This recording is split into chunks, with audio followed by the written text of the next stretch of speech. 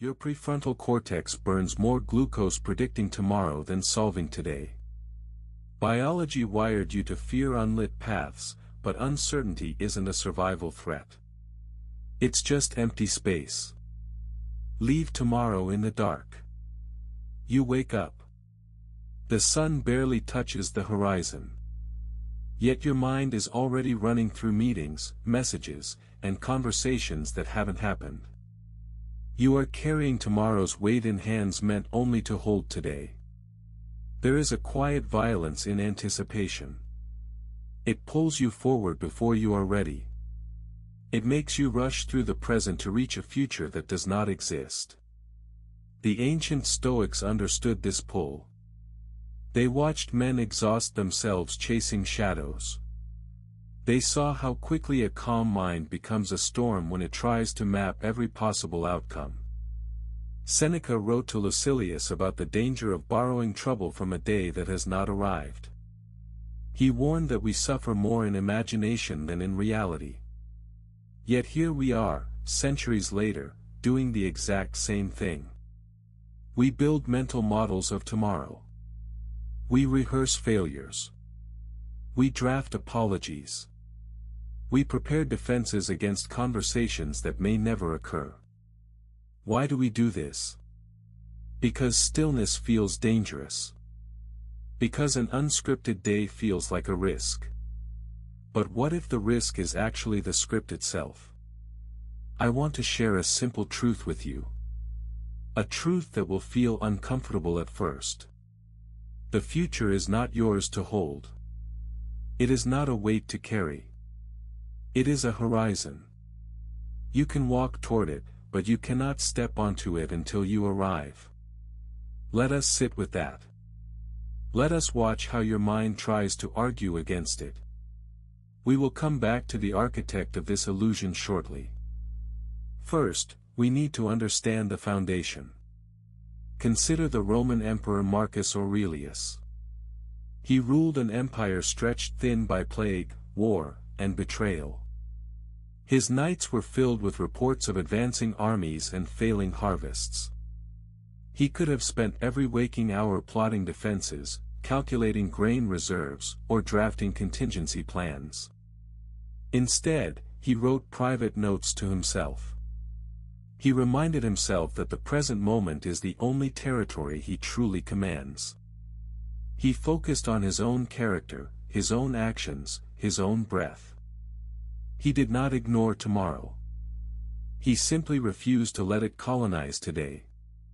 There is a profound difference between preparation and preoccupation. Preparation looks at the immediate tools in your hands. It asks what can be done now. Preoccupation looks at the sky and tries to predict the weather.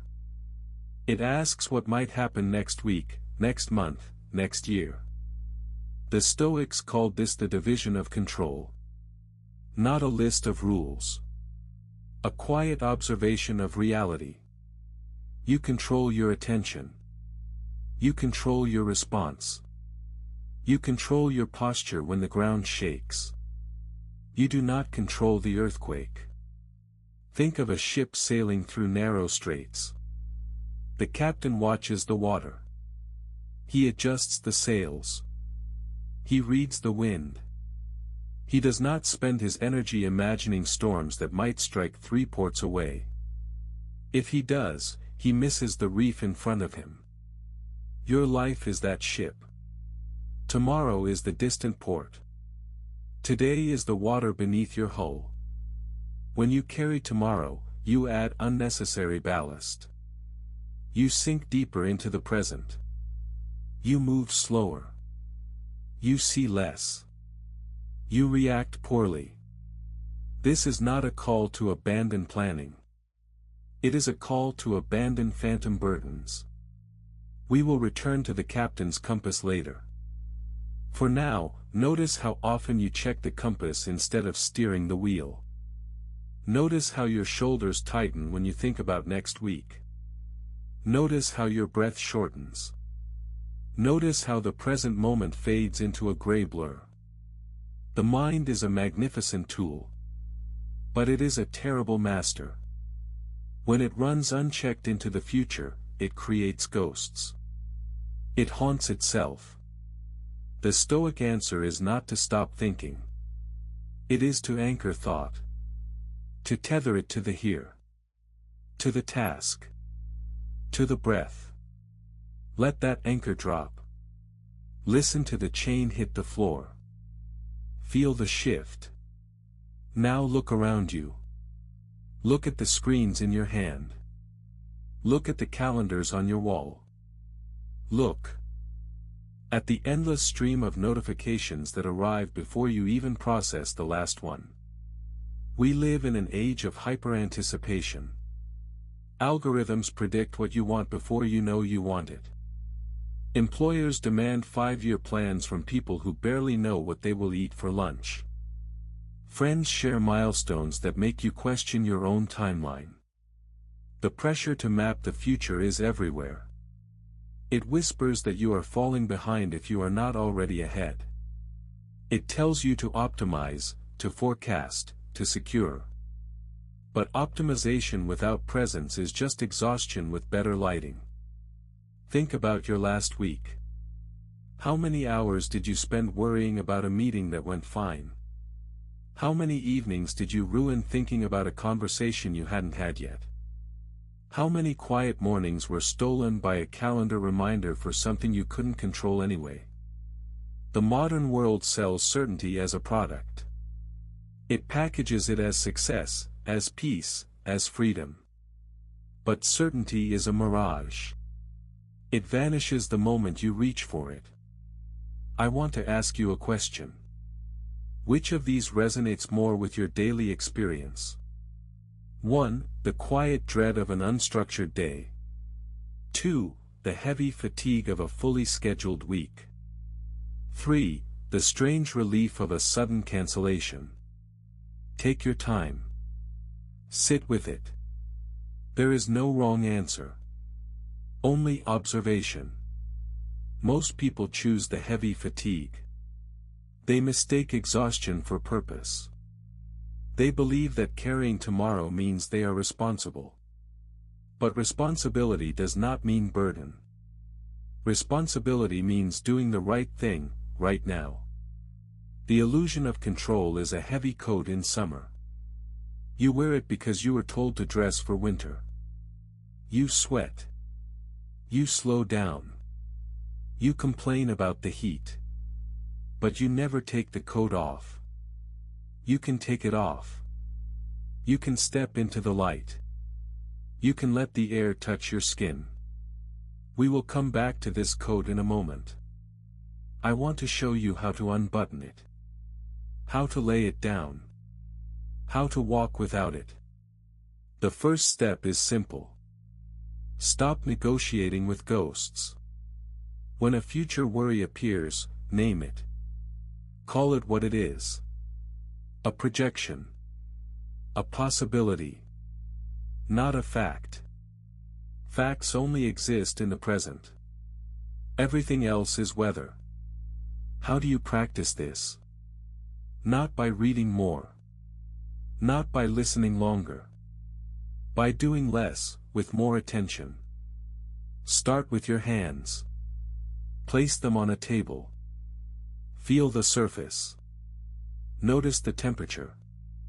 Notice the texture. Notice the weight of your arms. Breathe in.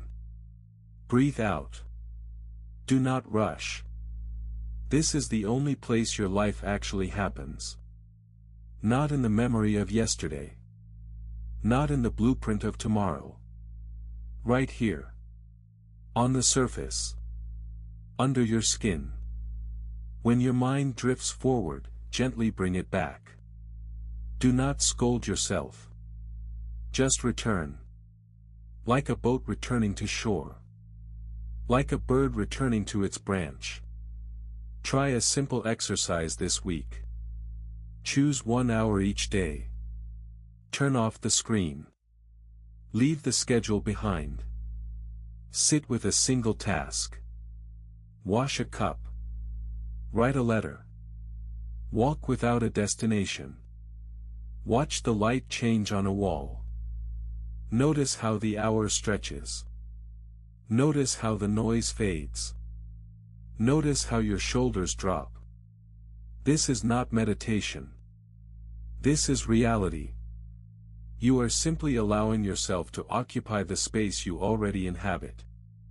You will feel resistance at first. The mind will panic. It will ask what you are missing.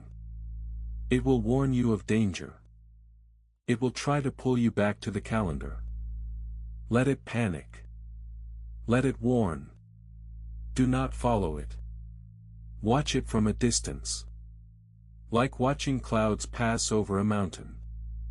The mountain does not chase the clouds. The mountain simply stands. This is the anchor we spoke of earlier. It is not a technique. It is a posture. A quiet refusal to borrow trouble. Remember the captain? He did not ignore the storm. He simply kept his hands on the wheel. He adjusted to the water. He trusted his training. He did not sail into tomorrow. He sailed through today. You can do the same. You can trust your hands. You can trust your breath. You can trust that you are enough for the present moment. The insight I promised at the beginning is this: the future is not a destination you reach. It is a series of presents you accept. You do not walk into tomorrow.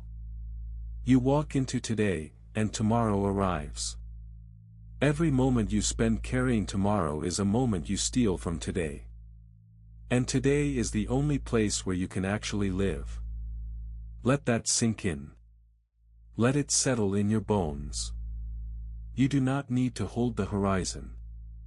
You only need to stand where you are. If any of these ideas resonated, I've linked the books in the description. There is a common mistake people make when they hear this. They think leaving tomorrow in the dark means becoming careless. They confuse surrender with neglect.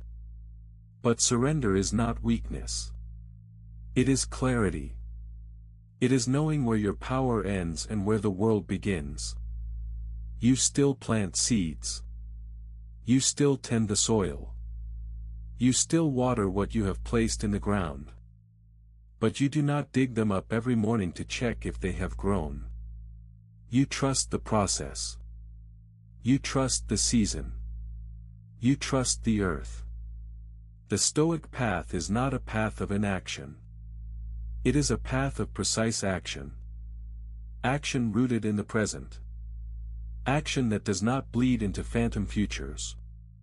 When you stop carrying tomorrow, your steps become lighter. Your vision clears. You notice details you have been ignoring. The way light hits a glass. The sound of wind against a wall. The quiet rhythm of your own heart. You begin to see that uncertainty is not a threat. It is the space where life actually breathes. It is the empty room you have been trying to fill with furniture you do not own. Leave the room empty. Sit in it. Listen to the silence. Feel the stillness. Tomorrow will come. It always does. It will bring its own weight, its own light, its own demands. You will meet it when it arrives. Not before. Until then, you have today. You have your hands. You have your breath. You have this quiet moment. Hold them gently. Do not rush them. Do not spend them before they happen. The path ahead is not yours to map. It is yours to walk. One step at a time. In the light you have. In the space you occupy. Your prefrontal cortex will try to predict again. It will try to burn its glucose on ghosts. Let it. Then return to the table. Return to the water. Return to the breath. Leave tomorrow in the dark. It will find its own way to the dawn. And you will be here. Ready. Present. Still,